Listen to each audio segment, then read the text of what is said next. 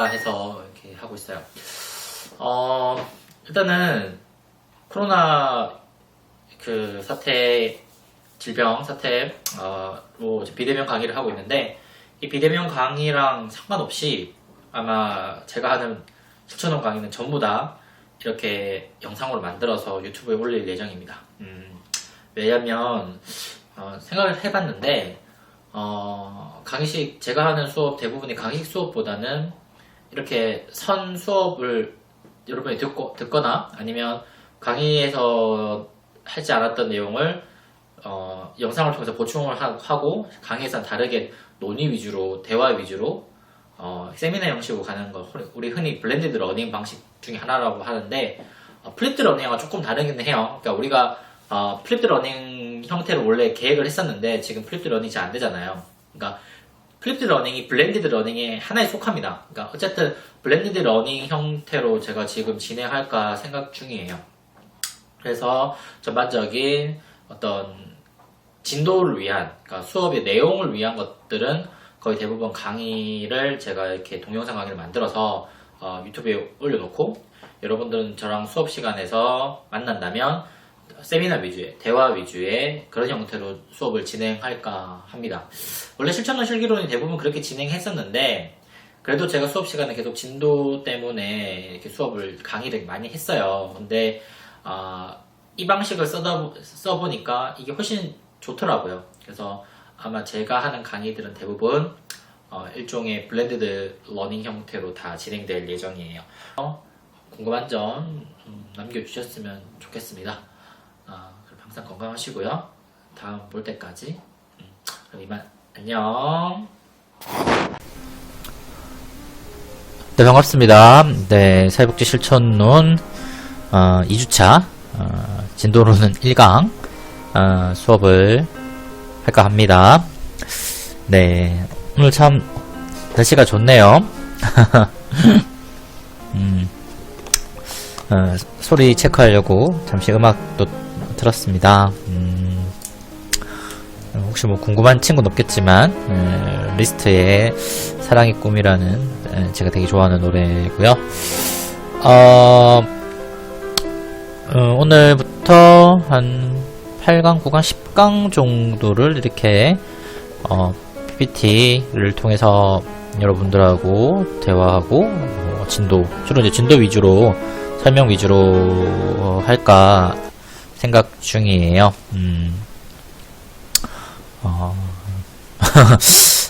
그림 예쁘죠? 네, 그루트. 그림 예쁘고. 자, 오늘부터 오늘 할 내용은 1장 사회복지 개관인데, 전반적인 사회복지 어떤 큰 틀 내용을 잠시 다루고요. 또 조금 더 정확하게 말하자면, 기본적인 사회복지 내용이나 이런 것들, 진짜 개관은 사회복지 개론에서 이제 많이 다루잖아요. 그죠? 사회복지 개론에서 다루는데, 여기에서도 그런 사회복지 개론에서 했던 내용을 굉장히 많이 중첩됩니다. 개론을 배우고 온 친구들은 아마 오늘 하는 내용은 거의 다 개론에서 나온 내용이라서 크게 어렵지도 않을 것 같고, 혹시나 사회복지 개론을 모르는 친구들도, 안 들었던 친구들도 사실 큰 문제는 없어요. 그냥 간단한 내용들, 요런 내용이고, 요 다음 뒤에부터 할 내용이 역사라든지 가치, 요런 내용을 할 거예요. 지난 시간에 여러분들이 잠시 지난 학기 플립디드 러닝에서 봤던 내용들은 보자. 이게 진도로 보면, 잠시만요. 제가 진도로, 잠깐만, 이렇게 진도표를 한번 볼까요? 진도로 보게 되면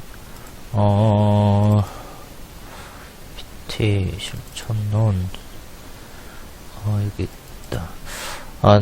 사실 한 5강, 6강, 7강, 8강 그런 정도의 내용이에요.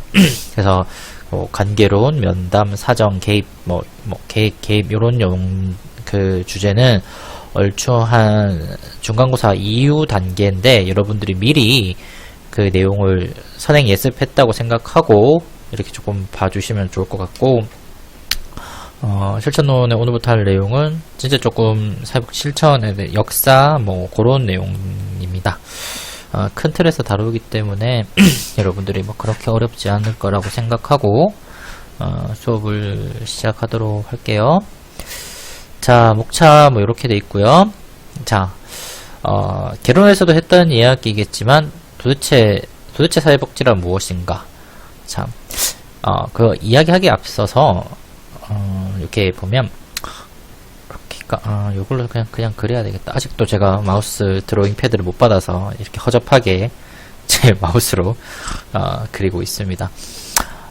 사회복지라는 말은 기본적으로 우리나라 말에는 또 사회복지 혹은 사회사업이라는 말을 써요. 그러니까 복지라는 말을 쓰기도 하지만 이 복지랑 요거랑 거의 유사하게 쓰는 말이 사회사업이라는 말입니다. 사회사업이라는 말을 써요.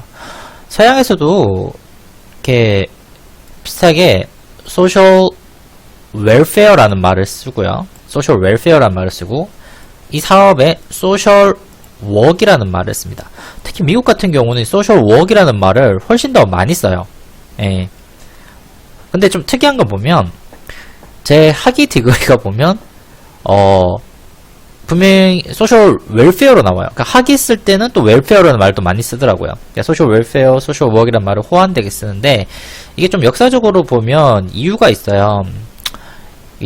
원래 사회복지의 웰페어에 들어가는 영역은 얼추 보게 되면 어떤 보장 여러분 뭐 뒷부분에 잠시 나오고 아마 개론이나 아니면 사회보장론, 정책론에 많이 나오는 보험, 부조 뭐 요런 것들, 그러니까 보장 주로 이제 보통 여기가 이 돈에 관련된 게 주로 좀 많이 나오죠. 어떤 돈에 관련된 거, 현물 보장 같은 거, 뭐 이런 거. 그러니까 이게 일종의 이제 유럽식에서 시작됐어요. 그러니까 그 비스마르크인가 그 사회보험 시작하시는 분 있죠. 그런 영역에서 그 뭐 역사적으로도 보면 이거는 또 그 사회복지 역사 수업에서도 아마 다룰 건데 그쪽 뭐 그런 커뮤니스트 공산주의 뭐 이런 거에 대해서 자본주의가 대응하는 차원에서 만들어낸 게 그런 사회복지 보장 체계 유럽식의 그런 개념인데 흔히 말해서 빈곤 여기는 이제 주로 타겟팅하는 게 빈곤이에요. 빈곤 이런 빈곤에 대한 어떤 어떤 체계라든지 빈곤에 대한 어떤 국가나 정부나 뭐 여타 뭐 조직의 대응이라고 하는 것들이 모아서 만들어진 게 소셜 웰페어에 들어가는 개념들이에요. 주로 보장에 관한 영역들. 이 사회사업 영역은 반대로 다른 편을 해줄게요. 일종의 미국식이에요. 어떤 유나이티드 스테이트 아메리카 UA 미국식에서 나온 건데 쉽게 말해서 여러분들이 지금 알고 있는 뭐 상담 같은 거 상담하는 거나 어떤 개별적 뭐 여가나 이런 프로그램 영역들 어떤 프로그램 영역들 그런 영역들이나 아니면 조사 연구 같은 것들은 이런 쪽에서 영향을 굉장히 많이 받았어요. 물론 뭐 유럽이라고 이걸 하지 않는 것도 그렇다고 미국이라고 이런 걸 하지 않는 것도 아니에요. 그런 개념이 아니라 그 유래나 원천에 보면 이런 거 시작되었던 초반에 어떤 배경이라든지 아니면 그것을 집중적으로 하고 있는 그런 측면에서 보면 이런 게 나눈다는 거죠. 그래서 이런 류가 그런 보장이나 체계 같은 것이 강한 국가나 시스템을 소셜 웰페어, 뭐 사회복지라고 많이 이렇게 지칭했고 상담 프로그램 어떤 조금 더 국가보다는 민간 차원에서 많이 이루어졌던 것들을 소셜 워크이라고 이렇게 많이 표현을 했어요. 그랬을 때 봤을 때 사회복지라는 것은 요즘은 우리나라에서 사회사업이란 말을 잘 안 씁니다. 예전까지 제가 정확히 기억이 안 나는데 2000년 초반까지 사회사업가라는 표현을 썼던 학교가 있었어요. 제가 알기로는 기억상에는 서울여대가 아마 마지막까지 사회사업가라는 표현을 썼던 걸로 제가 기억하고 있는데 보통 한 2000년 거의 한 2007, 8년도 이후부터는 거의 대부분 사회복지학과 뭐 이렇게 다 바뀌었습니다. 그러니까 복지학과라고 이름은 바뀌었지 사업이라는 말을 쓴 학과는 거의 없는데, 여러분들이 미국식으로 이렇게 그런 웹사이트 같은 걸 보면 한번 실제로 볼까? 잠시만요.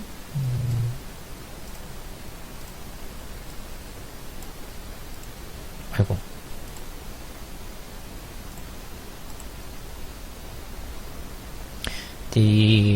Department of Social 치면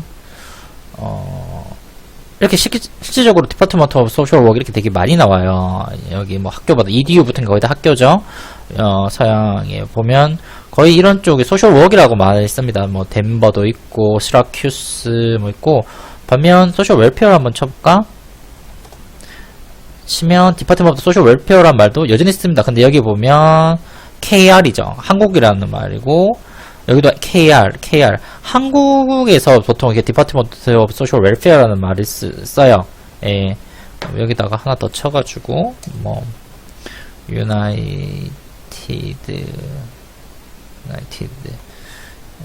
스테이트 이렇게 보면 쓰는 데가 많이 있나? 뭐 좀 쓰긴 쓰네요. 그쵸? 근데 생각보다 그렇게 많이 쓰지는 않는다는 거. 그쵸? 그래서 미국 쪽 영역에서는 디파트먼트 오브 소셜 워크를 더 많이 씁니다. 제가 이렇게 뭐 장황하게 이야기했던 이유는 사회복지라는 말 자체가 굉장히 복잡하다는 뜻을 말하고 싶어서 그랬어요. 원체 사회복지라는 것이 그것을 이해하고 받아들이는 사람들마다 굉장히 좀 다르게 이해하고 다르게 생각하는 경우가 많아요. 왜냐하면 뭐 그 사람이 잘못됐다는 게 아니라 어떤 현상을 바라보는 관점, 그리고 시대의 변화 같은 것들이 우리가 예전에는 어떠한 것들을 사회복지라고 인정하지 않았지만 요즘 와서 사회복지라고 인정하는 것도 굉장히 많아졌고, 반면 예전에는 굉장히 중요한 사회복지 영역이라고 이야기했지만 오늘날 와서 그런 사회복지의 중요성이 좀 많이 떨어진 영역들도 존재를 합니다. 뭐 어떤 게 있을까요? 대표적으로 한 몇십 년 전에 우리나라에서 사회복지 영역에서 뭐 LGBT 영역이라든지 아니면 ICT 같은 영역들은 사회복지 영역이라고 고려 대상도 아니었어요. 교과서 보면 아예 그런 게 없는데 요즘 와서 보면 그런 게 참 많아졌죠. 마찬가지로 예전에 사회복지라고 옛날 뭐 그 6.25 이후에 뭐 사회복지 같은 것 잠시 보게 되면 뭐 요즘은 상상도 안 가지만 뭐 그런 이나 빈대 같은 거 퇴치하는 것도 굉장히 큰 사회복지, 뭐 지게 잡는 것도 사회복지 하나 영역이었다고 해요. 그러니까 요즘은 그런 걸 아예 안 하잖아요. 그러니까 그런 것처럼 우리가 생각하는 사회복지 영역의 개념이 많이 바뀌고 있기 때문에 사회복지를 단순히 뭐다, 뭐 물리학처럼, 뭐 화학처럼, 경제학처럼 이렇게 딱 정해놓고 말하기 좀 힘들다는 거예요. 네. 그래서 사회복지의 어떤 정의가 굉장히 좀 많이 다양하고요. 교과서마다, 학자마다, 혹은 시대, 국가마다 또 조금씩 상이합니다. 다릅니다. 그래서 여러분들이 어떤 사회복지 정의를 명확하게 하나로 내릴 수가 없지만 보통 어떤 안녕 상태를 추구하는 것, 혹은 그런 안녕 상태를 위해서 인간을 변화시키는 것이 흔히 말해서 흔히 사회복지라고 이야기를 많이 합니다. 자, 그럼 그 안에서 다시 사회복지는 뒷부분에 가서도 이야기를 잠시 하겠지만 흔히 사회복지 영역은 크게 한 세 종류쯤으로 나누죠. 개론서 했죠.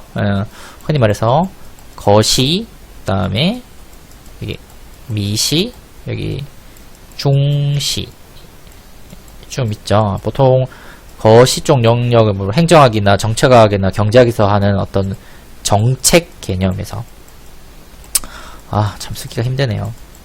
정책 영역에서 하고, 미시는 어떤 개인 간의 어떤 상담 내지 어떤 프로그램들이 보통 이런 이시로 들어가면 이 중시 영역이 특히 한국에서 이 중시 영역, 다른 말로 사회복지 행정, 또 다른 말로는 사회복지 전달 체계라고도 부르기도 하는데 이 영역이 굉장히 커요. 이게 한국의 어떤 좀 특수성이에요. 한국은 이 중시 영역이 굉장히 큽니다. 중시 영역을 흔히 말해서 그냥 이렇게 생각하면 돼요. 복지관. 이 복지관이나 아니면 어떤 특정 조직을 이용해서 사회복지를 접근합니다. 이게 한국 상황의 좀 독특성이에요. 한국이 갖고 있는, 물론 다른 나라도 이런 걸 운영하기도 하지만 한국의 사회복지 영역이 이 부분이 굉장히 큽니다. 사실 이 부분이 굉장히 크다 보니까 뭐 얘는 좀 별개지만 얘가 조금 작아요. 범위가. 이게 무슨 말이냐면 뭐 그렇게 생각하시잖아요. 아닌데요. 제가 뭐 저도 복지시설에서 상담도 받고 프로그램도 이용도 하고 제가 말씀드리는 이 미시의 어떤 말은 미국식 미시를 말하는 거예요. 미국식 미시. 흔히 말해서 라이센스드 소셜 워커의 어떤 일. 그러니까 보통 미국 같은 경우에는 라이센스드 소셜 워크가 되게 커요. 어떠냐면 이 소셜 워크를 따고 라이센스를 받고 나서 이렇게 사무실을 차려요. 오피스를 차립니다. 오피스를 차려서 여기 이제 워커가 이렇게 있으면 클라이언트가 와서 상담을 받죠. 예. 이게 그냥 개인 대 개인이 이루어지는 거예요. 그냥 어떤 복지관을 통해서 보통 우리는 이렇게 복지관이 이렇게 막 있으면 거기다가 이제 워커들이 뭐 한 10명에서 뭐 많은 데는 한 50명씩 이렇게 있죠. 이 안에 클라이언트가 찾아가서 이 원 오브 댐, 이 중에 한 명하고 이렇게 하지만 미국식에는 그냥 내가 원하는 뭐 톰, 존, 뭐 제이스, 피터 뭐 이런 복지사한테 가가지고 상담을 받아요. 여러분들이 그 영화나 헐리우드 영화나 이런 거 보면 어떤 부부 상담 클리닉 그런 영화 장면에서 이런 장면 좀 많이 보실 수 있을 거예요. 태반이 뭐 이런 영역이에요. 완벽하게 개인 시장에서 이루어지는 어떤 미시적인 영역들이 어떤 미국식 미시의 어떤 전형적인 패턴이에요. 보통 미국 같은 경우는 이렇게 되면 민간 헬스케어 보험에서도 막 지원해주는 것도 굉장히 많아요.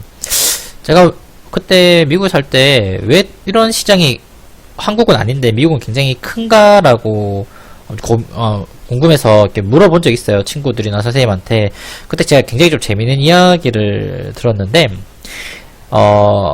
여러분 뭐 다 아시겠지만 미국은 우리나라처럼 헬스케어가 국가적으로 차원으로 잘 되지 않죠. 물론 오바마 케어 이후에 좀 많이 변동이 있었긴 했지만 여전히 대부분 헬스케어는 개인의 어떤 사보험을 통해서 해결합니다. 그때 그 헬스케어 보면 멘탈 헬스, 그러니까 정신건강에도 헬스케어가 해주는 데가 꽤 많아요. 본인이 선택하기에 돈을 주면 충분히 선택할 수가 있는데, 이 정신건강 상담을 받을 때, 미국은, 우리나라는 이렇게 돼 있죠. 의사 선생님이 있고, 내가 클라이언트가 찾아가서, 나의 어떤 예를 들어서 우울이라고 칩시다. 내가, 뭐, 일단 우울에 대해서 뭐 이야기를 하고 나의 상태를 이야기하면 막 선생님이 듣고 나서 그 다음에 이렇게 약을 처방합니다. 메디슨 약을 처방을 해요. 이 약을 처방합니다. 우리는 보통 이렇게 구조가 돼 있는데 미국은 어떤 식으로 돼 있냐고 제가 물으니까 이렇게 돼 있대요. 이렇게 CT가 클라이언트가 와가지고 이렇게 상담을 해요. 이렇게 상담을 하게 되면 이분이 약을 지어주지를 못한대요. 처방을 못 내리게 한대요. 그래서 다른 이 사람이 주는 건 약이 아니라 이런 처방전이나 뭐 그런 게 있겠죠. 처방전 내지는 뭐 서류가 관련된 서류가 있으면 이 서류를 가지고 이분한테 가서 약을 받는다고 하네요. 이런 구조로 돼 있대요. 그러면 여기서 치료비가 한 번, 여기서 치료비가 2번 들어가는 거죠. 아마 약물의 오남용이나 아니면 어떤 그런 워커의 정신 상담 건강에 대한 어떤 여러 가지 중복 체크를 하려고 하는 게 있어서 그런지 보통 이런 구조로 많이 돼 있다고 합니다. 근데 재밌는 거는 요 1번 상담으로 가려고 하는 요런 내용을 굳이 의사를 찾아가지 않아도 된다고 합니다. 그러면 누가 있냐면 사회복지사나 아니면 심리상담가 이런 사람들한테 찾아가서 이렇게 클라이언트가 자신의 상황을 이야기하고 이렇게 진단을 받고 해서 이 사람들이 내려주는 어떤 그런 메뉴죠. 그런 서류 같은 걸 가서 요 의사쌤한테 찾아가면 똑같이 이렇게 약을 지어준다고 해요. 이 1번 의사쌤한테 찾아가면 뭐 예를 들어서 뭐 200불 들어오고 근데 여기 사회복지사는 한 100불, 뭐 심리상담관 한 120불 정도 드면 당연히 사람들이 싼 데 찾아가겠죠. 자기 보험료를 아껴야 되니까. 보험료를 더 낼수록 수가가 이런 의료 서비스를 이용할수록 나중에 내년에 수가가 올라가니까. 그래서 그렇기 때문에 이렇게 의사를 찾아가기 전에 이런 상담하시는 분들을 많이 찾아간다고 합니다. 미국에서는. 예, 여기 어떤 미국식 어떤 좀 상담이 어떤 특수성인 것 같아요. 예, 좀 재밌죠? 저도 이제 되게 궁금해서 좀 그때 한번 많이 물어봤어요. 그래서 이 강의에서 하는 사회복지 실천이라는 영역은 미시만 하라는 건 아니에요. 그냥 흔히 말해서 미시만 하는 건 아니고, 사실은 뭐 간접 실천, 뒤에 말하겠지만 간접 실천, 뭐 직접 실천해서 전 영역을 다 하는 게 사실은 실천입니다. 그러니까 정책도 하나의 실천이죠. 간접 실천으로서. 그렇지만 흔히 우리나라 사회복지 영역에서 실천이라고 부르는 것들을 좀 살펴보면, 흔히 아까 말했던 기관을 이용한 중시 영역이나 이 미시 영역이 좀 더 오게 낫겠다. 요런 영역들이 주로 사회복지 실천, 직접 실천의 영역에 가깝습니다. 주로 이런 걸 다뤄요. 책에서 보면. 그리고 요런 거 보면 행복한 삶과 생활을 누릴 수 있도록 돕는 것이라고 나와 있고, 그 기본에는 어떤 사회학적 방법, 사회복지 방법, 그리고 어떤 일련의 사회복지사의 어떤 예술적 어떤 접근이라고 하는데, 그런 것들을 사회복지사의 어떤 능력이라든지 경험, 노하우 같은 것들이 함께 접목돼서 가는 것들이 사회복지 실천의 다루는 내용이에요. 요 뒷부분부터는 그런 전반적인 내용을 이야기하려고 했고, 지금 말했던 내용들은 어떤 사회복지 어원, 역사적 약간의 배경, 현대 지금 사회복지가 어떻게 지금 나누고 있는지에 대한 이야기를 간단히 나눠봤어요. 뒷부분 대해서 좀 계속 이야기를 할게요. 사회복지를 보면 사실 사회복지가 응용학문이죠. 응용학문이에요. 사실 응용학문이 좀 많죠. 오늘날. 그리고 오늘날 인기 있는 학문들은 거전 응용학문이라고 좀 보시면 좋을 것 같아요. 이게 무슨 말이냐면, 사회과학에서 가장 트렌드한 응용학문이 뭐다라고 하면 뭐 19은 이런 말을 할 겁니다. 경영학. 대표적으로 경영학이 응용학문이죠. 경영학과 굉장히 비슷한 게 행정이죠. 행정학. 어떤 사람들은 이걸 공행정, 사행정이라고 부르시는 분도 있어요. 학문적으로. 뭐 그런 분들. 그 다음에 사회복지도 대표적인, 응용학문. 사복도, 그래요. 뭐, 노년학, 뭐, 그런 등등등 여러가지 응용학문이 많고, 전통적인 사회과학 학문, 뭐, 경제, 사회학, 심리학, 뭐, 이런 류의 학문들이 있죠. 또 뭐지? 하나 뭔가, 정책, 뭐, 이런 쪽도 전통적인 학문이고, 약간 조금 달라요. 약간, 제가 말한 건 학문적 분야에서. 뭐, 응용학문이다 보니까, 쉽게 말해서 응용학문은 기존에 나왔던 학문들을 이렇게 짬뽕한 거예요. 융합해 놓은 거죠. 그래서, 이쪽 학문들 보면 뭐, 사회복지 보면 심리, 사회, 정신, 뭐, 문화, 경제, 정치, 사실 뭐 거의 다 나와요. 여기 보면, 선생님 수업 들은지 모르겠지만, 심리학이 많이 영향받는 게 인행사 같은 과목이 그렇고, 그 다음에 뭐, 사회학이 어디서 영향을 줬을까?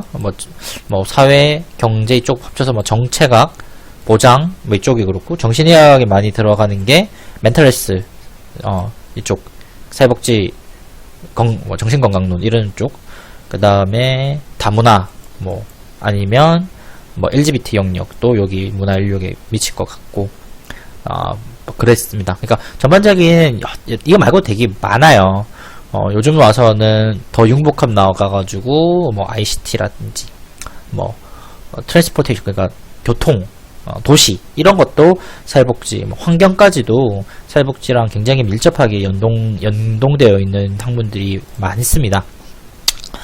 응용학문의 어떤 특성이라고 생각하면 되고요.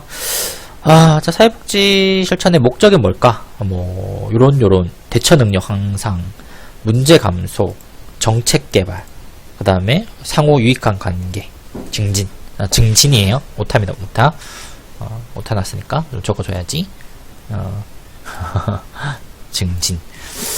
자, 요런 것들이 일반적인 사회복지 실천의 목적이라고 합니다. 뭐 다양한 걸 하죠.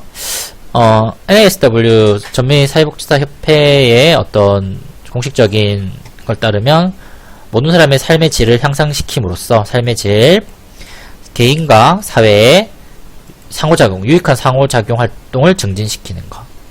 중요한 말만 이렇게 좀 읽어볼까? 사람의 삶의 질 향상, 다시 이걸로 삶의 질 향상, 개인과 사회 상호작용 증진, 요런 것들이에요. 네, 뭐 쉽죠?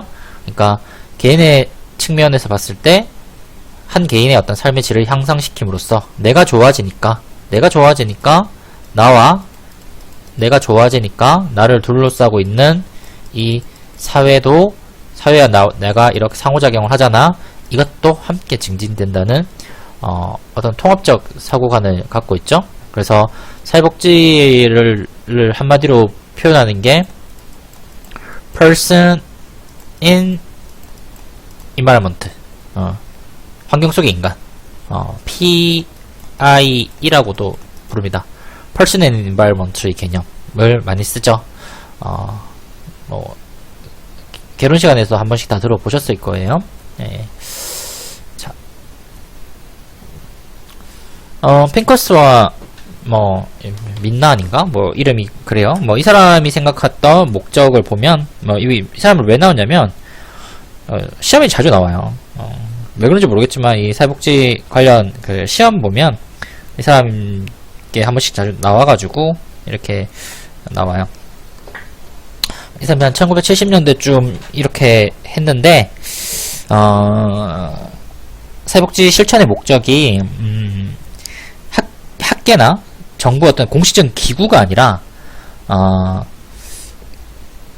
그 뭐라고 할까, 개인의 차원에서 이렇게 이 사람이 지금 이렇게 정의를 했잖아요. 그러니까 이 사람들이 무슨 말이냐면 아까 앞에서 했던 것들은 그 기구잖아, 공식적인.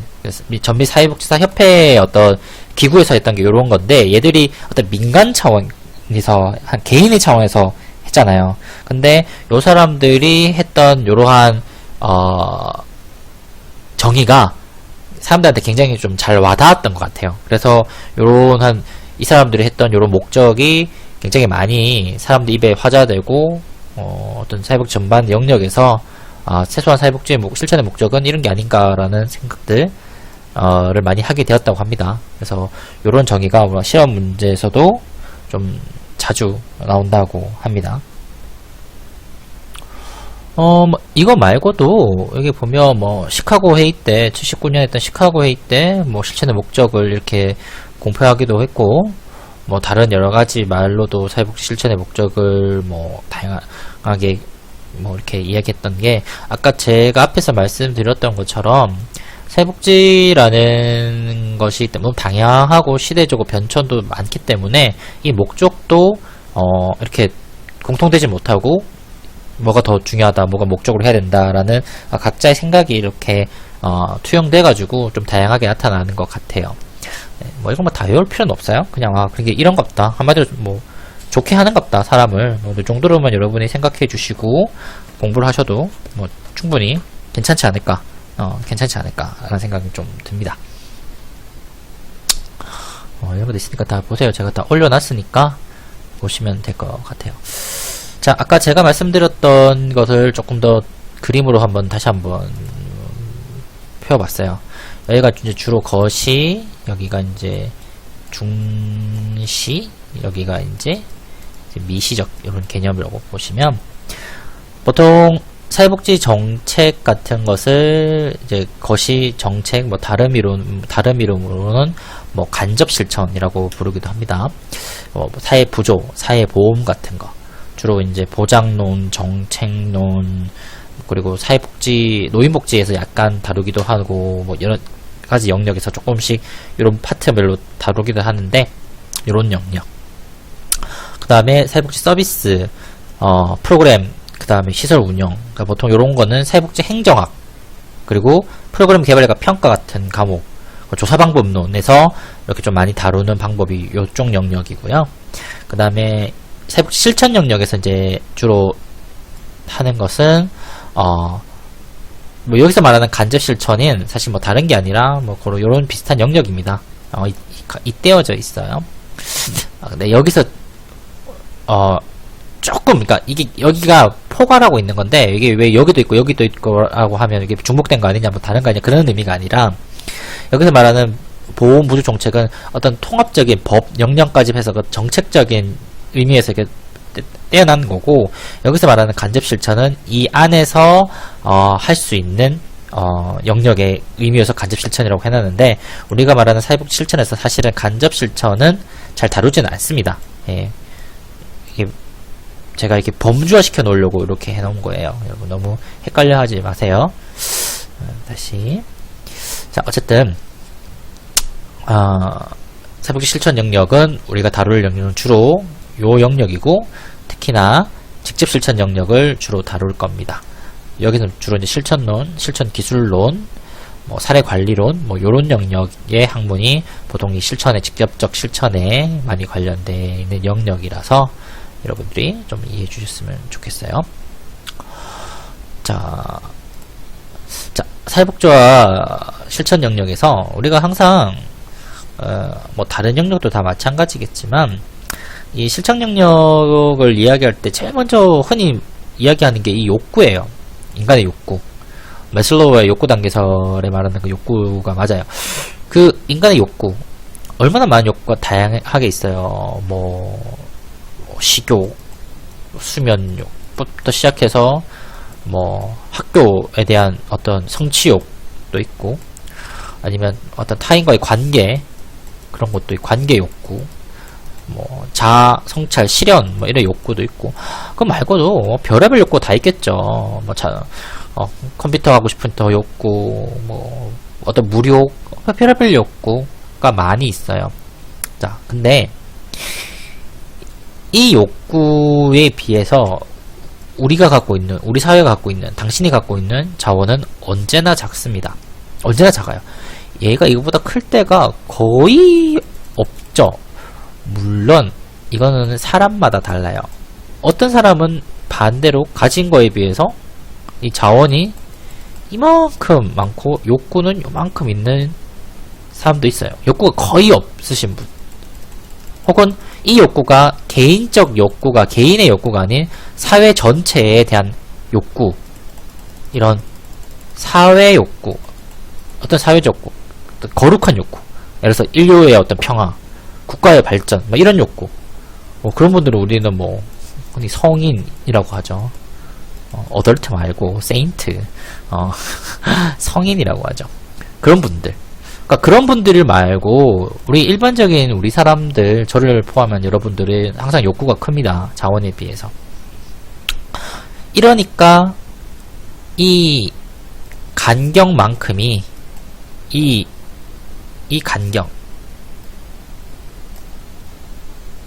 간격만큼이 뭐다? 문제가 돼요. 거의 대부분 이렇습니다. 이 내가 가진 자원에 비해서 이 욕구가, 이 차이가 항상 문제가 됩니다. 그것이 뭐 경제적 문제가 되었든, 사회적 문제가 되었든, 개인의 어떤, 뭐, 문제가 되었든, 여러 문제로 이어지거나, 아니면 불만으로 이어지거나, 분노로 이어지게 되죠. 사회복지는 그래서 이 두 가지 중에 하나를 좀 조절해주는 역할을 많이 하려고 하고, 이거는 사회복지뿐만 아니라 여러분도 마찬가지인 것 같아요. 무슨 말이냐면 내가 뭔가 갖고 싶은 거 하고 싶은 게 많아요. 특히 여러분 20대쯤 되면 뭐 갖고 싶은 것도 많죠. 뭐가 있을까? 뭐 차도 갖고 싶고, 좋은 사람들도 만나고 싶고, 때로는 어디 뭐 여행도 가고 싶고, 이 욕구가 참 많아요. 예. 아마 뭐 지금이 아마 어쩐 면에서 물질적 욕구가 뭐 거의 최고치가 아닐까, 관계욕이 최고치가 아닐까라는 생각도 좀 듭니다. 근데 문제는 여러분 때 자원이 여러분 인생에서 어쩌면 가장 적을 수도 있어요. 별로 갖고 있는 게 없죠. 그러다 보니까 항상 고통스러운 마음이 따르는 게 사실이에요. 왜냐하면 하고 싶은 건 너무 많고 갖고 있는 게 너무 적으니까. 제가 한 명의 복지사 내지 한 명의 선생으로서 여러분한테 드리고 싶은 말은 둘 중에 하나는 하셔야 된다는 거예요. 뭐냐면 이 욕구를 낮추거나 이 자원을 키우셔야 돼요. 둘 중에 하나는 하셔야 된다는 거죠. 이 두 가지 다를 충족시키기에는 좀 어려워요, 사실. 예, 물론 가장 좋은 거는 자원도 키우고 욕구도 낮추면 좋겠지만 그건 참 어려운 이야기고, 얘를 올리든 얘를 낮추든 하나 정도는 하셔야죠. 이게 무슨 말이냐? 그래서 내가 뭐 엄청나게 뭐 좋은 거 갖고 싶어, 명품백을 갖고 싶다든지 아니면 진짜 값비싼 신발, 컴퓨터를 가지고 싶어요. 그러면 제일 쉬운 거는 자원을 늘리는 거예요. 여러분 알바하셔서 돈을 버시는 거죠. 네. 알바해서 돈 벌면 돼요. 네. 아니면 여러분 마음을 저거는 필요 없는 거니까 안 사도 돼. 저 다음에 저거는 뭐 딱히 이렇게 마음을 낮추시던가. 근데 제가 하나 예언을 할까요? 자원을 키우는 것과 욕구를 낮추는 것 중에 뭐가 더 어려울까? 얘를 높이는 게 1번, 얘를 낮추는 게 2번이야. 뭐가 더 어려울까요? 상식적으로. 열의 아홉은 얘가 훨씬 쉽습니다. 내 욕구를 낮추는 것보다 자원을 확보하는 게 정말 훨씬 쉬워요. 예, 진짜 그렇습니다. 여러분 살아보시고 일하시고 사회적 관계를 해보시면 알겠지만 얘를 낮추는 게 너무 어려워요. 정말 너무 어렵습니다. 이런 이야기는 굉장히 많은 이야기에 일맥상통해요. 워렌 버핏이 이런 이야기를 했죠. 사업을 할 때 중요한 거는 뭐를 할까가 아니라 뭘 하지 말아야 될까. 같은 맥락이에요. 굉장히 같은 맥락이에요. 얘를 하는 게 생각보다 되게 쉬워요. 얘는 그냥 하면 돼요, 뭐든. 근데 얘를 낮추는 것, 그러니까 나를 이기는 게, 내 안에 있는 욕구와 욕망을 이기는 게 굉장히 어렵습니다. 네. 지금은 어떻게 이게 돈 벌고 이런 게 더 어렵지 않냐라고 말씀을 많이 하실 것 같은데, 생각을 하실 것 같은데 절대 그렇지가 않아요. 네. 자, 그래서 다시 원점으로 온다면 인간의 욕구가 무한하고 자원은 한정되어 있기 때문에 사회복지는 이러한 자원을 클라이언트에 의해서 자원을 증대시키고, 때로는 클라이언트가 갖고 있던 욕구를 낮추거나 조정하는 실천 학문이라고 보시면 돼요. 네. 굉장히 좀 이런 거 보면 사회복지가 굉장히 그럴듯하고 멋있고 그렇지 않아요? 네. 저는 좀 그래요. 자, 뭐 다른 학문도 마찬가지겠지만 사회복지 실천의 어떤 접근 방법이 뭐가 있을까라고 보면 보통 뭐 기술적 접근, 사회 문제적 접근, 정책 제도적 접근 뭐 이런 말들이 있어요. 뭐 기술적 접근이라는 말은 어떤 뭐 상담 기법이라든지 어떤 여러 가지 도구를 지식 이런 걸 활용해서 클라이언트의 문제점을 이렇게 케어하고 돌보고 조정하고 이런 것들이 기술 심리적 접근이라고 하고, 사회 문제적 접근 방법은 일단 문제 해결에 초점을 둡니다. 어떤 문제를 해결하기 위해서 뭐 배고프다 그러면 뭐 도시락 서비스를 해준다든지, 뭐 다리가 아프다 그러면 활동 보조 서비스 같은 어떤 문제 해결적 접근을 하는 거고, 어떤 정책과 제도적 접근 같은 경우는 법령을 바꾸거나 어떤 정책의 어떤 뭐 과정 그런 전달 체계를 바꾸거나 새로 만들거나 이렇게 해서 사람들을 돕는 방법들이 흔히 말해서 사회복지 실천의 접근 방법들입니다.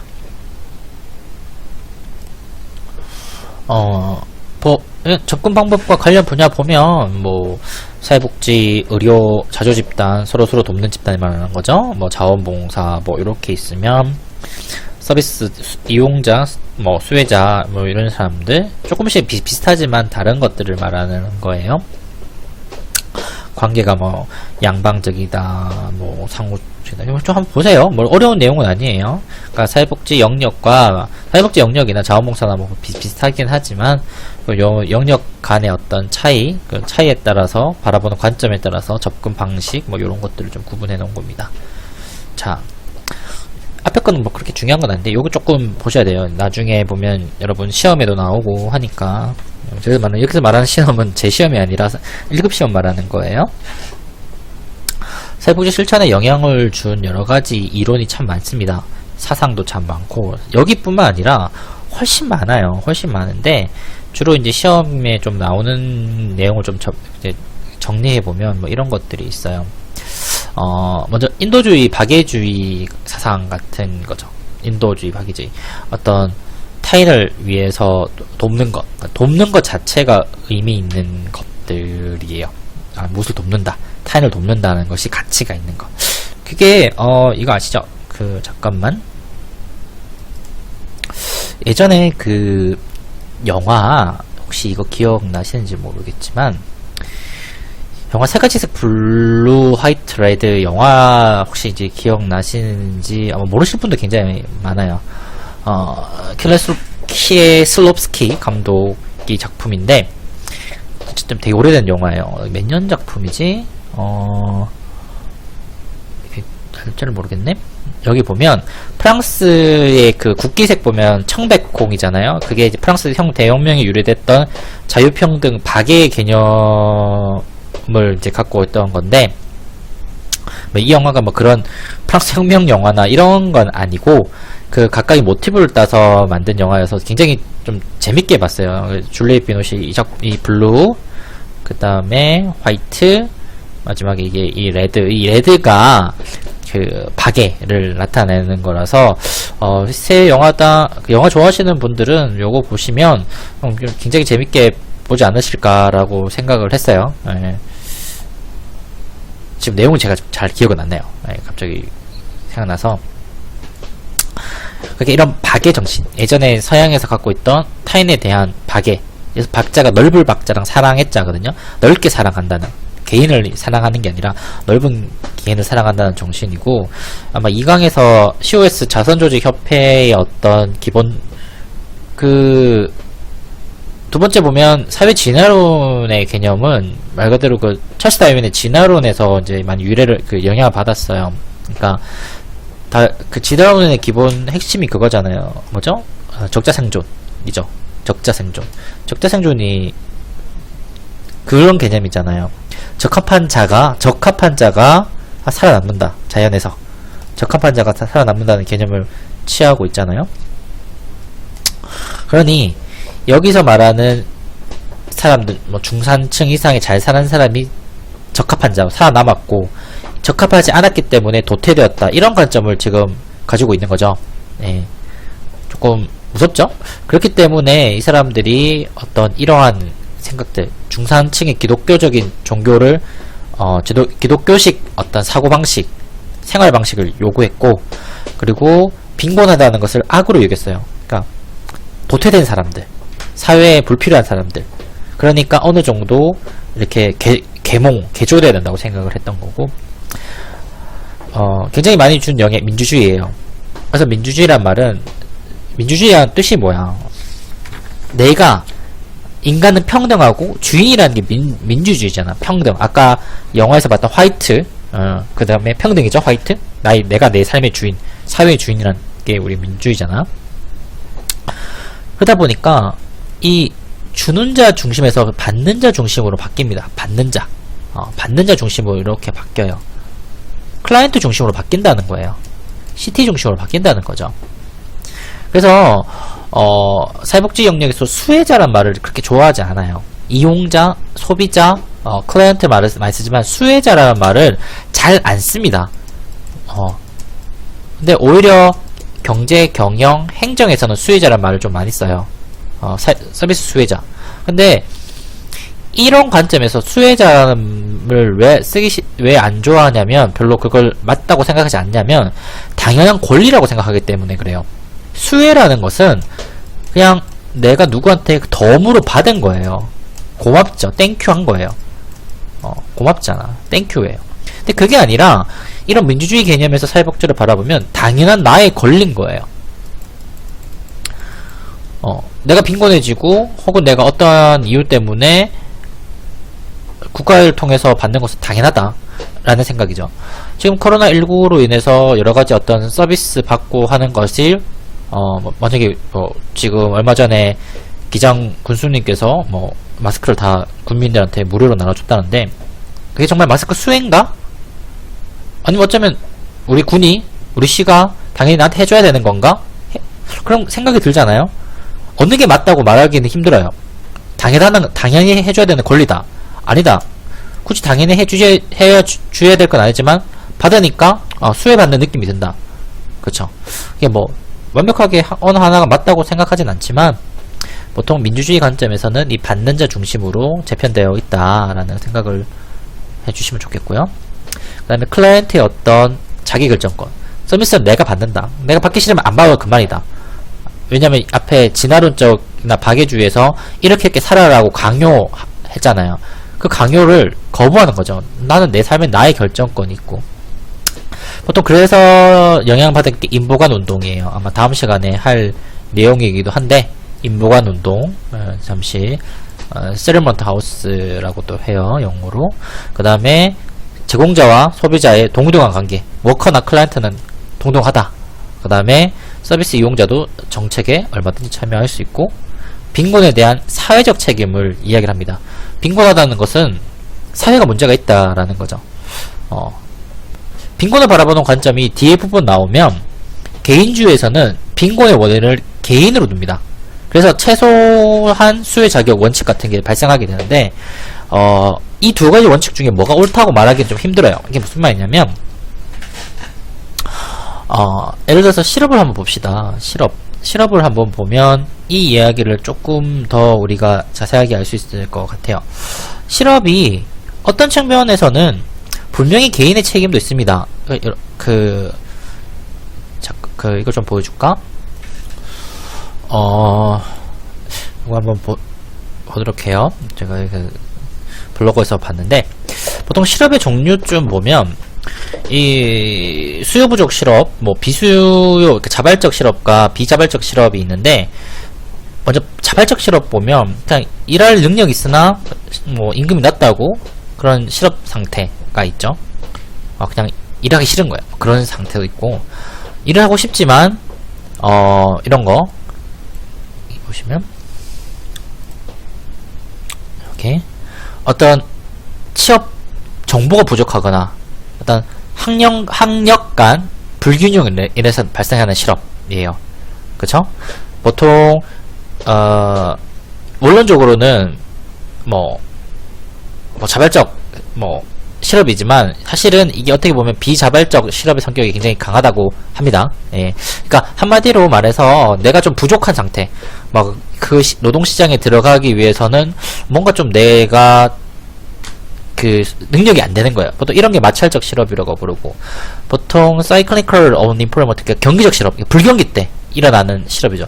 지금이 약간 좀 이런 느낌 강하죠. 경기 자체가 너무 안 좋아서 때로는 계절적 실업도 맞아요. 어떤 특정한 계절에는 우리가 그런 일 자체가 발생하지 않잖아요. 무슨 말이냐면 여기 우리 광안리나 해운대에 뭐 파라솔이나 뭐 이런 거 관련되신 일하는 분들이 겨울에는 일을 못 하잖아요. 여름에는 할 수 있잖아요. 그런 것들이 계절적 실업이라고 그러고 그 다음에 뭐 기술적 실업 같은 경우에는 어떤 기술 발달로 인해서 노동력이 대체되기 때문에 뭐 그런 게 뭐가 있을까?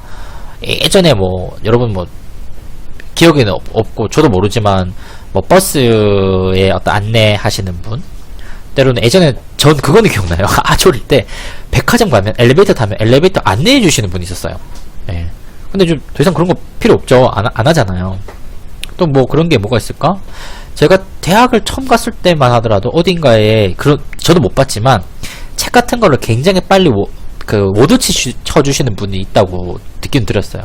그런 종류. 그러니까 기술의 발달을 통해서 더 이상 필요가 없어지는 직군들. 그런 것들도 있고, 또 뭐가 있을까?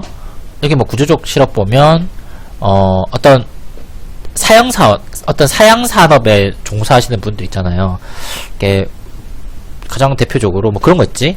여러분들이 다 지금 스마트폰 쓰고 있는데, 피처폰에 어떤 관련된 직업군에 계셨던 분들, 피처폰 만드는 회사에 있었던 분들이 더 이상 안 하니까 다 실업되고 이런 게 있겠죠. 전반적인 이런 것들이 실업에서 이렇게 발생하는 조건들입니다. 자, 이런 얘기를 봤을 때 이 빈곤이라는 것이 정말 개인만의 책임인가, 아니면 빈곤이라는 것이 정말 사회적 책임인가? 각각에 발생한다는 거예요.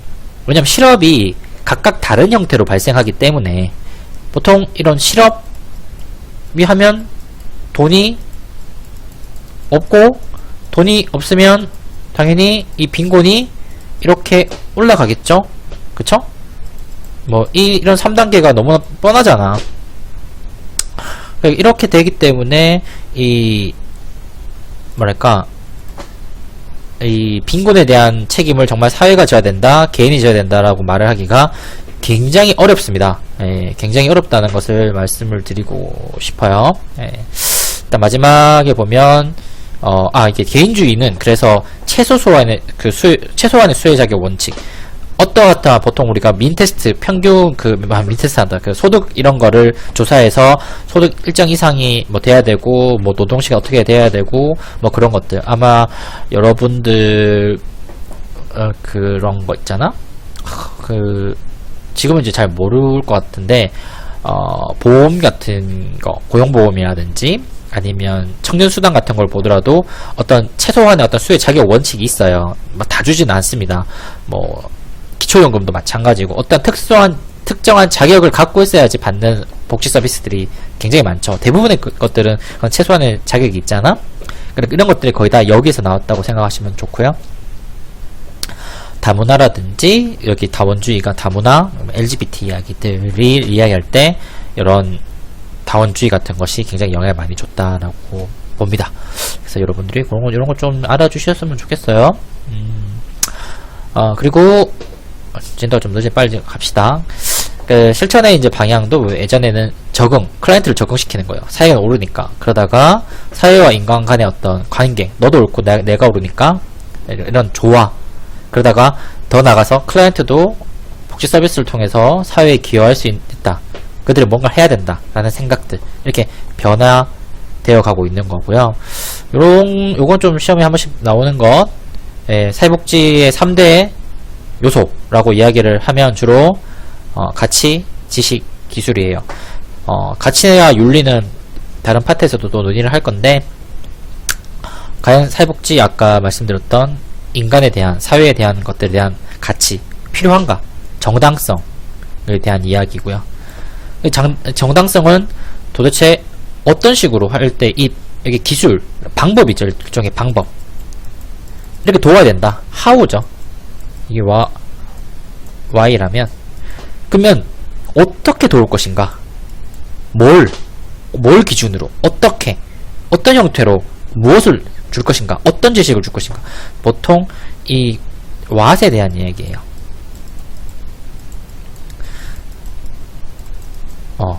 뭐 섞여 있기도 하지만 그러니까 가치, 지식, 기술이라는 것이 가치라는 것은 과연 누구한테 예를 들어서 뭐 과연 이 사람한테 이것을 줄 만한 가치가 있는 것일까? 이런 자원을 줄 만한 가치가 있는 것일까? 혹은 이 클라이언트에 이 현물이 이 돈이 이만큼 주는 게 가치가 있는 것인가?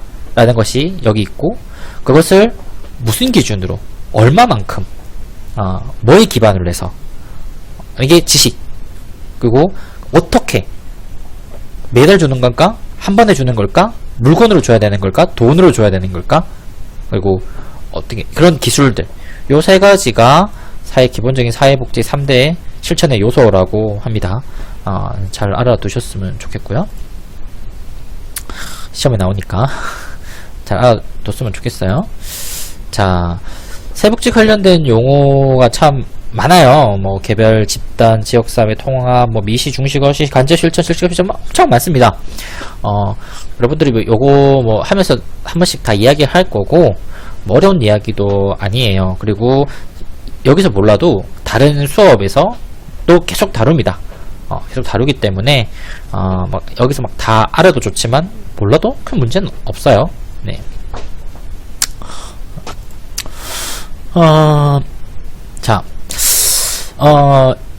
사회복지 관련된 과목이 좀 많죠. 이게 올해 이제 수업 바뀐 거 이름을 이제 제가 또 이제 이걸 그림을 따와가지고 바뀐 거를 이렇게 이름을 안 바꿔놨는데 사실 이제 이름이 좀 많이 좀 바뀌었어요. 이제 뭐 요런 과목은 그래서 좀 체크해볼까? 사회복지 법제론도 이제 이름이 바뀌었죠. 사회복지 법과 실천이라고도 바뀌었고 여기 또 어딨지? 사회복지, 여기 학개론이에요. 사회복지, 아니, 다시 쓰자. 사회복지, 학개론이라고 이름이 바뀌었고, 또 뭐가 있을까? 뭐 이름 거의 안 바뀌긴 했는데, 몇 가지 좀 바뀐 게 있어요. 사회복지 사회복지 발달사가 있나? 뭐 여기 좀 바뀌었어요. 뭐 요런 더 추가된 것도 있고, 이게 완벽하진 않고, 저도 그림 따온 거라서 나중에 수정된 거 다시 올리도록 뭐 할게요. 이게 보면 이 문제 중심으로 보는 경우도 있고, 뭐 그래서 막 직접 개입, 그 다음에 여기 이론류, 뭐 분석류, 뭐 다른 말로 조사류 이런 게 또 있고, 아니면 개입 지원 정책 방향 이런 것들. 그래서 보통 법제나 정책, 뭐 보장, 행정 요쪽 계열들이 약간 거시적인 측면이 되게 강하고요. 대상 관련된 게 우리 과에 지금 있는 게 아동복지론, 노인복지론, 그 다음에 또 있나? 지금 제가 커리큘럼 바꾼 게 좀 다 기억이 안 나가지고 이런 과목들이 있고, 이건 다 실천 기술론, 실습, 그 다음에 지역사회복지론 요런 계열들은 전부 다 이제 기본 과목이라서 다 있고, 조사론, 그 다음에 자본성노도 있고, 표계평도 있고, 이런 것도 다 우리 학과에 다 있고요. 개론, 인행사, 이 발달사가 아마 사회복지 역사로 이름 바뀌었을 거예요.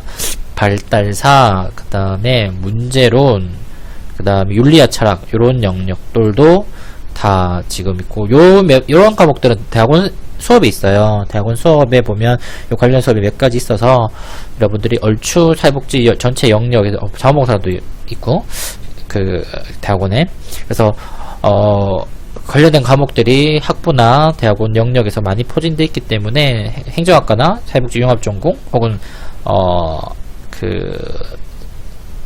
글로벌 정책대학원에 한 3파트의 디파트먼트 다 있으니 여러분들이 골라서 들으시면 돼요. 대학원 수업을 여러분들이 아마 2과목까지는 들을 수 있다고 제가 알고 있거든요. 그래서 뭐 잘 모르시면 조교한테 물으면 더 자세히 알려줄 거예요. 그리고 예전에는 괜찮은데, 이제 올해부터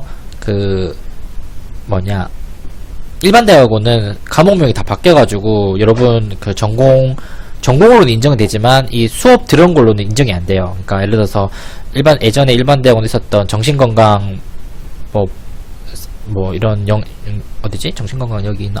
정신건강론이 있었는데, 이 정신건강론 세미나 이름이 바뀌어가지고 이 수업을 전공으로는 인정받을 수 있지만 사회복지 과목, 이수 과목으로는 못 받습니다. 그래서 가급적 여러분들이 사회복지 과목으로 이 수업을 받으시려면 정책대학원 수업을 들으셔야지 됩니다. 아시겠죠? 네. 자, 앞에 했던 내용이라서 그냥 간단하게 정리만 하고 좀 넘어갈게요. 이 미시예요. 직접 실천이라고 보고, 페이스 투 페이스로 보고, 마이크로라고 이야기합니다. 뭐 개인의 심리, 부모 자녀 관계, 부부 관계, 동료 관계, 그 다음에 실제적으로 내 문제에, 개인의 문제에서 말하는 문제라는 건 주로 이제 뭐 정신건강, 뭐 육체적 건강도 포함되기도 하고, 그런 것들을 직접적으로 다루는 워커랑 클라이언트가 직접적으로 만나서 논의하고 고민하고 같이 원조관계, 협력관계를 맺어서 하는 것들을 흔히 사회복지 실천 영역의 미시적 수준이라고 이야기를 합니다. 거시적 수준, 이제 간접 실천이라고 이야기를 하는데, 정책 분석, 정책 개발, 어떤 대안 발굴, 자원 개발, 지역사회 자원 개발, 뭐 옹호활동 같은 것들이 전부 다 간접 실천이에요. 간접 실천. 간접 실천, 정책 개발, 분석, 옹호, 뭐 법안 분석, 발굴, 자원 개발, 이런 것들. 그러니까 지역사회 전체나 국가 체계를 주로 이제 할 때 이런 간접 실천이 진행됩니다. 이거 뭐지? 자, 이게 메조 레벨, 중간 수준이라고 부르는 것들이 뭐가 있냐면, 어떤 대부분 요런 영역들은 이제 조직 요런 기관을 활용해서 프로그램 개발을 하거나 아니면 지역사회 자원 발굴, 뭐 집단 치료 운영 요런 것들을 해요. 그러니까 사실 미시의 영역이 굉장히 가까워요. 물론 복지기관이나 복지조직이 뭐 옹호 활동을 한다거나 뭐 이런 거 하면 거시에 좀 가깝긴 하지만 어떤 메조 레벨을 이야기할 때 거시보다는 사실상 좀 미시에 더 가깝고, 이게 미시가 어떤 미시적인 활동들이 이러한 조직 안에서 이루어지는 것들을 우리가 흔히 메조 레벨이라고 많이 합니다. 이걸 뭐 학문적으로 정확하게 어디서 어디까지가 메조다라고 말하기 조금 힘들어요. 왜냐면 메조라는 것이 여기도 좀 소속되어 있고 저기도 소속되어 있는 느낌이 좀 강하잖아요. 우리가 벤 다이어그램 그리면 이렇게 있고 이렇게 있으면 여기 있는 거니까 이게 완벽하게 여기도 아니고 여기도 아니고 여기만 하는 것도 있긴 하지만 이게 포괄 이렇게 중첩되어 있는 게 많아서 딱 명확하게 이거는 메조 레벨이야 이렇게 말을 하기가 좀 힘들긴 하지만 어쨌든 뭐 그런 게 있다고 알고 있으면 될 것 같고요. 집단 대상으로 보면 개인, 가족, 집단 이렇게 또 나누기도 해요. 우리가 이걸 학문적으로 보면 분석 단위 유닛 오브 어널리시스의 개념으로 해석하기도 하는데, 이렇게 직접 만나서 하는 클라이언트 개인의 나의 어떤 성적이라든지 아니면 우울, 어떤 뭐 이성관계 뭐 이런 것들을 할 때 개인을 보거나, 아니면 나의 문제가 도저히 개인으로서는 해결 안 되고 가족 간, 부모와 안 좋거나 형제 자매 간에 안 좋거나 아니면 친척 간에 안 좋아지는, 그러기 위해서 일어나는 갈등 관계 같은 거를 찾아내고 도움을 줄 때 보통 우리 가족을 부족 단위로도 합니다. 혹은 그게 아니라 집단 전체로 놓고도 분석을 하기도 하죠. 대표적으로 뭐 학급 전체라든지 아니면 뭐 동아리 활동 혹은 직장, 특히 직장 내에서 일어나는 것들이 보통 이 집단 활동, 그쵸? 보통 여러분들도 보면 학교 안에서 그런 소모임이나 아니면 뭐 동기 모임에서 일어나는 갈등 같은 것도 기본적으로 이러한 분석 단위에서 집단이라고 보기도 해요. 네. 그래서 개인, 그냥 정리해 놓은 거예요. 여러분 그냥 보시면 돼요. 정리 예시, 그 다음 가족이 하고, 그 다음에 집단, 그룹워크, 뭐 패밀리 인터벤션, 케이스워크, 뭐 이렇게 우리가 구분해서 합니다. 뭐 방법도 조금 다르기도 하고요. 한번 읽어보시고, 그 다음에 또 뭐 지역사회 전체 또 크게, 그러니까 여기서 말하는 집단은 사실상 조금 범주가 딱 몇 명이라고 말하기 좀 그렇지만 한 많아봤자 그게 뭐 한 100단위는 안 될 거 아니에요, 그죠? 근데 이 지역사회 전체는 뭐 우리 뭐 부산 남구 뭐 이렇게 될 수도 보기도 하고, 아니면 부산 전체 이렇게 보기도 해요. 뭐 그런 식으로, 아니면 우리 사회 전체를 지역사회 전체로 보기도 할 수도 있겠죠. 그 지역사회 전체에서 어떤 자원을 발굴하거나 아니면 지역사회에 지금같이 어떤 코로나 질병이 많이 발생하고 하는 것을 볼 때 사회복지의 어떤 대상은 지역사회 전체로 보는 게 맞겠죠. 이건 뭐 누구 개인의 문제거나 어떤 소규모의 문제가 그런 건 아니잖아요.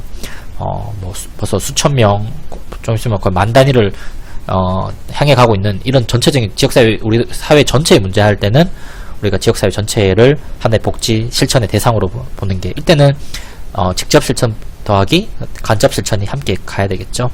네. 여기 있고 넘어가 보면, 그래서 앞에 말씀드렸던 뭐 우리가 직접과 간접으로 이렇게 분류해 보기도 하고, 또 과학적 속성과 예술적 속성을 나눠서 사회복지를 바라보기도 합니다. 이게 무슨 말이냐면, 어떤 사회복지 이론과 지식에 기반해서 어떤 프로그램을 운영하고 결과를 분석하고, 그리고 더 나은 이보다 A 프로그램보다 더 나은 B 프로그램을 제안, 평가, 운영하기도 하고, 어떤 특정한 기술 훈련을 트레이닝을 받기도 하고, 뭐 어떤 특정한 테라피 같은 것들을, 이런 거 할 때는 사회복지는 철저할 정도로 과학적 방법론에, 그래서 과학적 방법론이라는 말은 인과성을 말하는 거예요. A는 B 한다, X는 Y에 영향을 미친다, 어떤 인과적 라면을 먹으면 살이 찐다. 뭐 이런 것처럼 어떤 인과성을 이야기할 때 우리 흔히 과학적, 그래서 evidence based practice라는 말을 씁니다. 근거에 기반한 실천. 이런 얘기를 할 때는 어떤 과학적 어프로치, 과학적 접근에 기반을 둔다면, 역으로 예술적 접근은 여기서 말하는 예술은 아트, 영어로는 아트라고 쓰긴 하는데, 그래서 사회복지에서 말하는 아트는 뭐 파인아트, 미술, 뭐 사진, 무용 이런 개념이 아니라 이런 거예요. 조금 이 표현이 노하우 아니면 경험 이런 것과 좀 가까워요. 이게 무슨 말이냐면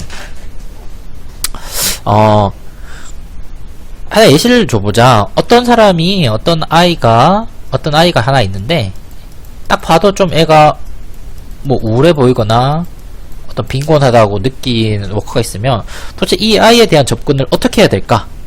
물론 이 아이에 대한 접근을 기본적으로 해야 될 매뉴얼이 있어요. 기관마다, 조직마다 어떤 매뉴얼이 있어요. 그 매뉴얼대로 가야 되는데, 근데 이 아이와 처음에 워커가 만나서 매뉴얼대로 이야기를 할까? 그래서 만나서 안녕, 난 누구야? 어디 괜찮아? 힘들어? 아파? 그래. 끝. 이렇게 하지 않는다는 거예요. 그러니까 우리가 병원에 가서 의사 선생님 만나면, 그렇죠. 앉으면 안녕하세요. 네, 뭐 어디 아프세요? 어디 아파요? 청진기 대볼까요? 네, 어디 아픕니다. 괜찮아요. 알겠죠. 한 5분 딱 이렇게 매뉴얼대로 이야기 끝나고 가잖아요. 대부분 병원이 그렇죠. 근데 사회복지도 그럴까? 그렇진 않다는 거예요. 만약 여러분들 뭐 우울해서 힘들어서 복지기관 가가지고 좀 상담받으러 가는데 오셨어요? 어디 안 좋으세요? 뭐가 좀 기분이 안 좋? 네, 알겠습니다. 여기 가세요. 프로그램 이거 할 겁니다. 가시겠어요? 이렇게? 못하죠. 그럴 수가 없다고요. 그러니까 워커랑 클라이언트의 관계가 와서 만났을 때 표정을 보고 그 사람의 어떤 말, 얼굴, 행태를 보면서 맞춰가는 거죠. 이 사람한테는 이렇게 말을 하면 좋겠다. 이 사람한테는 요런 표현, 요런 감정을 내비치면 좋겠다라는 어떤 클라이언트에 따라 맞춤형 형태로 간다는 거예요. 이게 아트적 어프로치, 접근이라고 불러요. 그러니까 여기서 다시 말하지만 사회복지랑 메디컬 의학은 그런 면에서 좀 달라요. 병원에서는 예를 들어서 A라는 병이 있어. 그럼 A라는 병에 대한 접근 방법을 딱 패턴에 만들어 놨어요. 그럼 가는 길을 명확하게 명시해 놨다고. 그냥 그 방향대로 따라가면 됩니다. 예. 물론 그 정신과나 이런 데는 좀 다르긴 하지만, 예. 내 팔뼈가 부러졌어. 부러지면 그냥 기부스 하면 돼요. 근데 왜 그 의사 선생님이 나한테 이거 왜 부러졌고, 뼈로 부러질 때 이게 뭐 감정은 어땠고, 뭐 이런 거 안 묻습니다. 그런데 안 묻죠. 뭐 그런 거 물을 거예요. 뭐 기부스가 좀 더 비싼 게 있고, 또 색깔이 있는 게 있는데 뭐 좀 얼마짜리 할까? 뭐 이런 거 물을 수 있어요. 근데 이 기부스 색깔을 좀 이렇게 예쁘게 그려줄까? 너의 취향은 뭐니? 이런 거 묻지 않습니다. 그죠? 근데 사회복지 워커는 좀 다르죠. 어떤 똑같은 아이 2명이 우울증을 갖고 있는 어르신 2명이, 아이 2명이 왔으면, 이 사람한테는 좀, 너 그리는 거 좋아하니? 그럼 미술 프로그램을 좀 해보기도 하고, 저는 미술은 싫은데 노래 부르는 건 좋아해요. 그럼 음악 프로그램 한번 해볼까? 이렇게 클라이언트의 특성에 따라서 맞춰간다는 거예요. 이게 아트적 접근이라는 거죠. 그러면 이게 매뉴얼이 있냐? 없어요. 매뉴얼 시킬 수도 없어요. 왜? 왜냐면 그 사람마다 너무 다르기 때문에 그래요. 그래서 수많은 어떤 방법에 대한 매뉴얼은 과학적으로 존재하지만 선택, 접근, 관계에 대한 매뉴얼은 존재할 수도 없고 만든다고 하더라도 의미가 없어요. 그렇죠? 그렇기 때문에 철저할 정도로 워커의 경험과 노하우에 의존하는 겁니다. 예. 그래서 흔히 말해서 4차 산업시대에서도 제일 마지막까지 버틸 수 있는, 인간만이 할 수 있는 직업 중에 하나를 꼽으라면 거의 대부분의 학자들이 사회복지 영역을 말하는 거예요. 도저히 기계가 할 수 없기 때문에. 예. 이건 인간만이 할 수 있는 능력 중에 하나예요. 나중에 이야기하겠지만 인간만이 가지는 공감 능력, 엠파시 때문에 그래요. 예.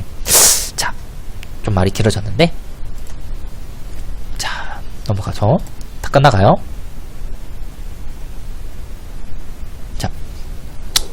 마지막 부분이에요.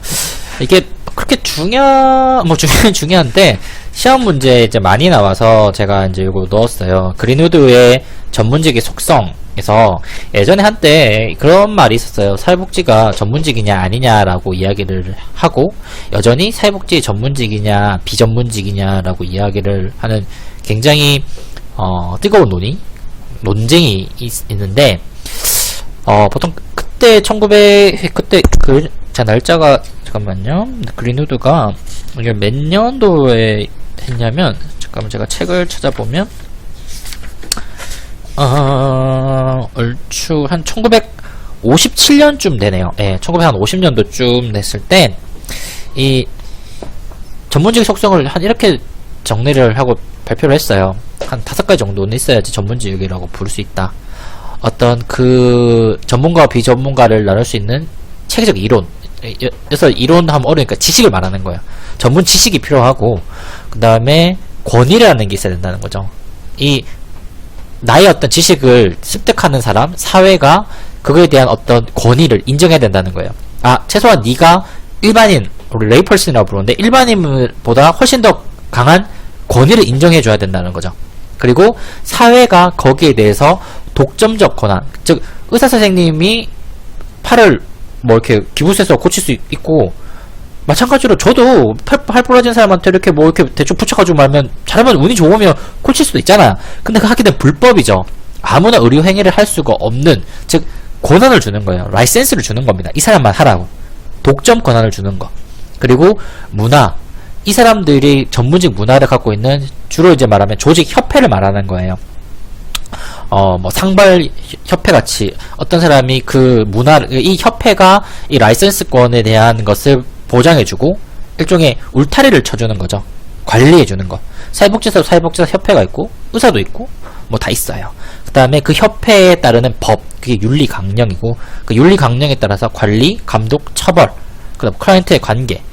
그러니까 이렇게 따졌을 때 뭐 의사나 변호사나 뭐 이런 직업들은 분명히 전문직이 맞습니다만은, 글쎄요, 사회복지직을 완벽하게 전문직이라고 말을 하기에는 이 안에 거는 다 포함이 되지만, 사회적으로 여기서 전문직에 추가적으로 이야기될 게 몇 가지가 있는데, 급여 같은 것들이에요. 우리가 흔히 정말 전문직이라고 부르면 그 사회 기준 이상으로 급여 보장 체계가 이루어져야 되는데, 사회복지직은 좀 그게 좀 약해요. 근데 사회복지직만 그런 게 아니라 뭐 교사도 마찬가지고 간호사도 좀 그래요. 그래서 보통 이런 군들을 준 전문직, 세미 프로페셔널이라고 좀 많이 불러요. 그런 직률들은. 근데 이제 헷갈려 하시지는 마세요. 그 사전적 의미의 준 전문직 전문가와 제가 지금 말하는 준 전문직은 조금 다른 의미예요. 사전적 의미에서 준 전문가는 어떤 일을 하면서 돈을 받지만 풀타임이 아닌 파트타임이 일하는 사람을 우리가 흔히 말해서 준 전문가, 세미 프로페셔널이라고 부르고, 학문적 그 사전적 용어에서 어떤 일을 풀타임으로 하면서 돈 받으면 다 전문직이라고 불러요. 프로페셔널이라고 불러요. 이 개념하고 좀 달라요. 아마추어 프로페셔널의 개념에서 나누는 거지, 흔히 말해서 그런 거잖아. 뭐 그 올림픽 나갈 때 다 아마추어가 나가죠. 그죠? 올림픽 나갈 때 다 아마추어, 프로가 나가지 않잖아요. 뭐 특정 영역에 몇 명을 빼고는. 그렇지만 그 사람이 예를 들어 김연아가 그 스케이트 타가지고 나가서 하는 건 원칙적으로 따지면 올림픽 나갔으니까 아마추어로 분류되지만 아니잖아요. 돈 벌고 하잖아요. 그런 개념을 지금 이야기하는 거예요. 그러니까 제가 지금 말하는 전문직, 비전문직, 그리고 아마추어, 프로페셔널, 이 개념이 조금 다릅니다. 여러분 헷갈려 하시지 마시고. 그래서 그린우드의 전문직의 속성에 따라서 어떤 이러한 개념의 어떤 차이가 좀 있다. 사회복지직을 완벽한 전문직, 프로페셔널이라고 부르기에는 이러한 5가지 체계 안에서는 다 들어가지만, 어떤 급여 수준이라든지 사회적 어떤 인정 수준이 아직은 조금 미약하다라는 말씀을 드리고 싶어서 이런 이야기를 좀 드렸습니다.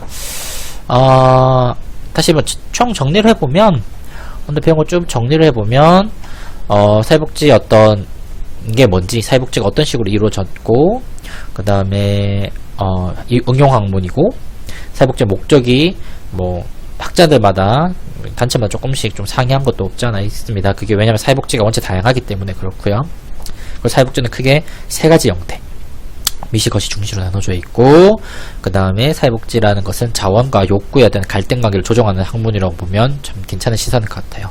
여러 가지 이론들이 사회복지에 영향을 많이 미쳤고, 그것이 각자 다른 형태로 사회복지의 다양성을 만들어냈다라고 생각하시면 되고, 사회복지라는 것이 어떤 사회적인 클라이언트의 관계가 사회가 맞다는 개념에서 균형관계, 그리고 클라이언트가 사회에 기여할 수 있다는 그런 방향으로 가고 있고, 가치, 지식, 기술 세 가지가 사회복지 세 가지 그런 구성 요소로 이루어지고, 다양한 학문 영역이 그런 사회복지 요소들을 다 포괄하고 있다. 하고, 미시, 거시, 중시, 매조 영역이 각각 하는 것이 조금씩 다르다라는 것. 그리고 집단에 대한 타겟팅이 개인, 가족, 집단, 이렇게 지역사회까지 4단계로 구성되어 있다라고 말씀드렸고, 그 다음에 사회복지가 과학과 예술의 두 가지의 만남. 그래서 말하는 아트는 파인아트, 순수 예술이 아니라 어떤 경험, 노하우 같은 것들을 이야기를 합니다.